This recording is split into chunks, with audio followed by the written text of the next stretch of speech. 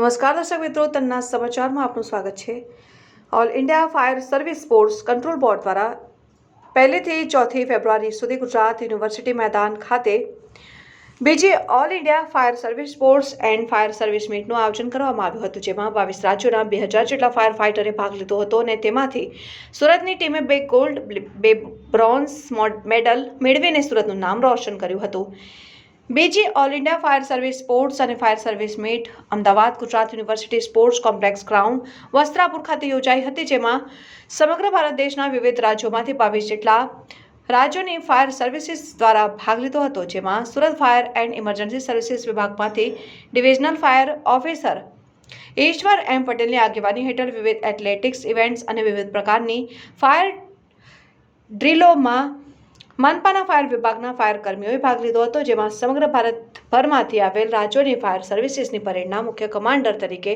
Divisional officer ઈશ્વર પટેલ પસંદગી પામ્યા હતા અને તેઓએ કમાન્ડિંગ ઓફિસર તરીકે સમગ્ર પરેડનું કમાન્ડ કર્યું હતું અને જે બદલ તેઓને ટ્રોફીથી સન્માનિત કર્યા હતા। આ અંગે ઈશ્વર પટેલે કહ્યું હતું કે સમગ્ર ભારતમાંથી 2000 જેટલા ફાયર જવાનોનો એ ભાગ લીધો છે અને આ સ્પર્ધા અન્ય સ્પર્ધાઓ કરતાં અલગ છે, કારણ કે તેમાં ફાયરને લગતી વિવિધ એક્ટિવિટી સ્પર્ધા થતી હોય છે। એક ફાયર જવાન તરીકે તમે કઈ રીતે કામગીરી કરી શકો છો, તમારામાં કેટલો સ્ટેમિના છે તેની પરીક્ષામાં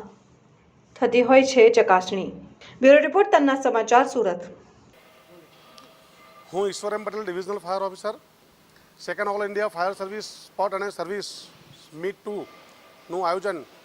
ભારત વર્ષમાંથી અમદાવાદ વસ્ત્રાપુર ખાતે કરવામાં આવેલ, જેમાં સુરત ફાયર અને ઇમરજન્સી સર્વિસીસ વિભાગ તરફથી કુલ 45 કર્મચારીઓ, જેમાં એક ડિવિઝનલ ફાયર ઓફિસર હું પોતે અને 2 સબ ઓફિસર નટ્ટમ ખલાસી અને રોહિત ખલાસી અને 43 જેટલા કર્મચારીઓ, કુલ 45 કર્મચારીઓએ ભાગ લીધેલ, જેમાંથી સુરત ફાયર એન્ડ ઇમરજન્સી સર્વિસીસની ટીમે અલગ અલગ ઇવેન્ટની અંદર ભાગ લઈ ટોટલ 4 મેડલ મેળવેલ છે, જેમાં 2 ગોલ્ડ મેડલ છે અને 2 બ્રોન્ઝ મેડલ મેળવી સુરત મહાનગરપાલિકાનું નામ રોશન કરેલ છે। એની સાથે ઓલ ઓવર ઇન્ડિયાના 22 રાજ્યોમાંથી